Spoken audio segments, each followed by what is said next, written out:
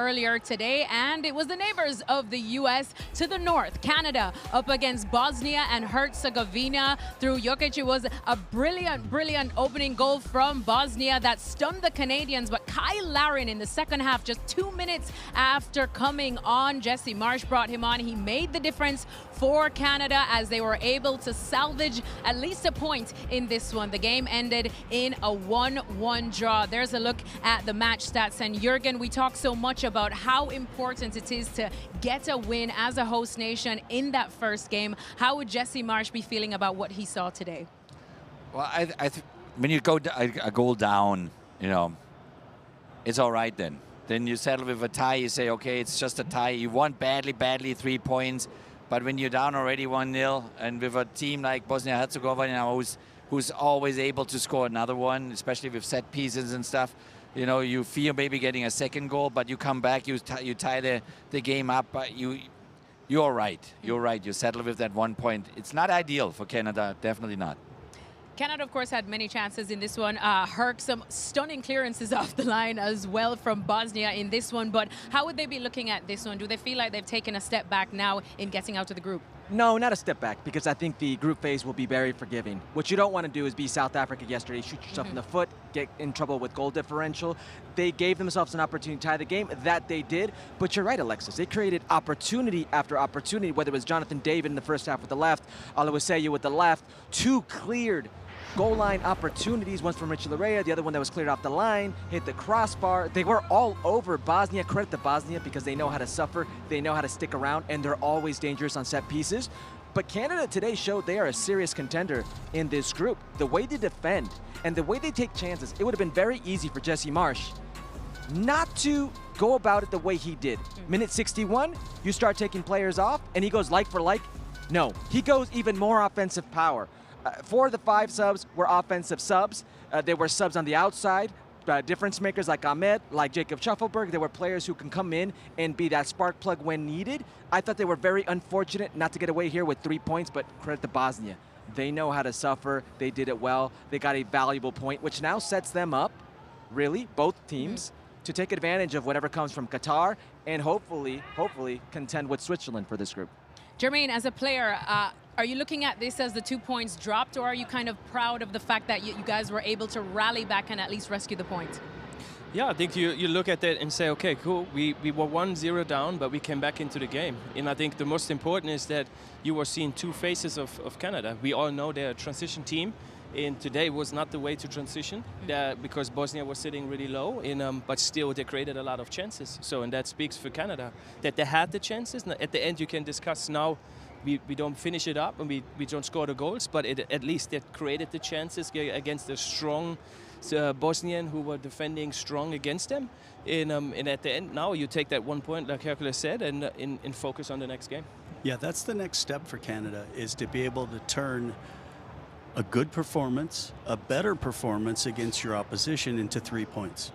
And those are those little moments of quality, those little moments of being in the situation and finishing your chances. And so we're not having this conversation about, did they lose a point? Yeah. Did they lose 2 points? Their Achilles heel, right? This is what happened in Copa America. Just finish it off. Finish that good performance. Look, we've talked about that with the U.S. team at times. Great for 30 minutes, great for 60 minutes, but it's a 90-minute match. And look, and Bosnia is probably a little frustrated as well. They battled like heck until the end and then conceded a late goal when they're thinking, oh, we were that close to stealing 3 points. Do you think they're also feeling fortunate? Oh, 100%. When they look at the tape, yes, but there's that point when you know you don't deserve it, but you got that close to getting the win. And at the end, it's like that you think of, I would say that, like you sit at the hotel at one point and you say, damn it, we lost 2 points. If you look back, because you never know what's going on in that tournament now. Switzerland's good. And at the end now you're looking and say, we had this game. We were just not had it to the finished up. So, and that's, Well, Well, we already know that there's a nice little rivalry between the USA and Canada, of course, in an interesting position considering their head coach is Jesse Marsch, an American, leading them into this World Cup. And we know Jesse, and he always likes to add a little bit of fuel to the fire. Just listen to what he had to say about the US players versus the Canadian players and the way in which they each sing the anthem. Every one of these boys is incredibly Canadian, and the pride they have in putting on the jersey, representing the country, hearing the national anthem. You will never see, in the U.S. sometimes we had to beg players to sing the national anthem. We have never, these guys sing the national anthem, belt it out to the top of their lungs because they want to show the country how proud they are to be here, to be Canadians, and to represent what Canada is. And I think they're the best resource. I think they're the best representation. They're impeccable in their character. They're impeccable in their work ethic and commitment to each other. That's what we want to show, man. That's what we want to show against Bosnia. That's what we want to show the country in this moment of time and at this tournament. All right, Jesse Marsch there. Interesting words. Jürgen, what did you make of what he had to say? Well, I think everybody is different. Everybody thinks and feels different. And I remember we had players, you know, they sang the anthem really loud and strong, and then players, they were kind of quiet, but they were still, you know, really, really proud in the same way. So everybody expresses himself or herself in a different way. So it doesn't mean to me that if somebody is quiet that, you know, he's going to have a quiet game. Not at all. Jermaine said you locked them in a room until they learned the anthem word for word. Is that true? That's not true. It's not true, but I think it's fantastic, especially when you talk a lot. I mean, the United States is a melting pot, you know, different generations, but we all immigrants. You know, so for a lot of the players that came into the program, you know, it's their second language. And yeah, they have to learn the anthem as well. Mm-hmm. You know, once we become national team player of the United States, they go through the text, they read it and they sing it. Their first anthem is a different one from the other. If it's Mexican, German, Norwegian, Icelandic, we had them from all over the place.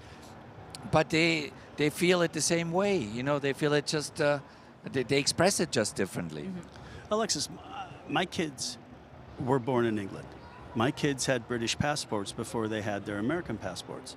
My kids knew the British national anthem. They sang God Save the Queen before they knew the U.S. national anthem. And that's understandable. And again, some people feel comfortable in that environment, lined up in the stadium. And to sing, I sang the words. I wasn't a belter, but I absolutely fought every minute I was ever on the pitch. I think he's looking for clicks, and I think that's a little unfortunate. Yeah, what if there was a heavy metal version of the anthem? Casey, you'd be melting for his own. sure, absolutely. We'd be melting faces before the game. You know what? You know what the problem here is that I know Jesse Marsch very well, and Jesse Marsch was talking about his time with the U.S. men's national team as a coach. That was 2010. I was there in 2010. And you weren't singing the anthem loud? Who is Jesse Marsch talking about? Hercules Is he Gomez. talking about Absolutely, Michael Bradley? definitely. Is he talking about Hercules Gomez? Is he talking about Carlos Bocanegra? Is he talking about Jose Torres, Clint Dempsey, Landon Donovan? Put a name on it. Who are you talking about? Herc because wants in all the smoke. today's time, today's day and age, these are divisive comments. And I played in two groups, in 2010, and I was part of the cycle for 2014. And one of these sentiments that would try to divide the group was the dual citizens versus the rest in the group. And these comments feed off that sentiment. He's trying to prop up the Canadian men's national team and how they're dual citizens and how they're proud to be Canadian by putting down the U.S. men's national team. And Casey's saying he's doing it for clicks. I think he's doing it because of resentment. It's petty. Because he didn't get the job. Well, for whatever reason. And I love Jesse Marsch as a manager, and I am here for a lot of it, but this is not it. This is not it. It does two countries a disservice. You don't need to put the U.S. down to make Canada, look better. I just don't understand it. And if he's going to say something, don't make it a blanket statement. Put a name on it. Nobody ever questioned his commitment as a dual national, ever. And that's the only standard. Correct. Did you sing the national anthem really loud? No. You made every tackle that needed to be tackled. You tracked back every man that needed to be tracked back. You scored an unbelievable goal in the World Cup for the United States. By the way, 2014, 3 German Americans scored a goal. Yeah, I mean, Yeah, you know, for me, it's like pretty. When I look at it, it's pretty simple because I say that I was not born here, yes, but I have an American dad. In still like Hercules or Casey, who were born here and grew up here. I'm the same proud than them, you know. And then even when I had the chance to wear this jersey, I was super grateful that this country gave me a chance to play World Cups, represent this country. And yes, there's some players they scream, they sing, they like to sing, and there's some players they're quiet. I remember that we had this conversation when Jürgen came in, and he said to us, to especially the guys he brought in with double citizen, to tell them, hey, guys, you guys have to connect with this country. It cannot just be that you guys come here and take that just because you guys want to play games. So you have to connect with the people, and I think that's the most important. But how you can do that the best is on the field. Well, we're already hearing plenty cheers behind us in Los Angeles Stadium as we are waiting for the USA's first game of this World Cup against Paraguay. We will continue our countdown after this short break.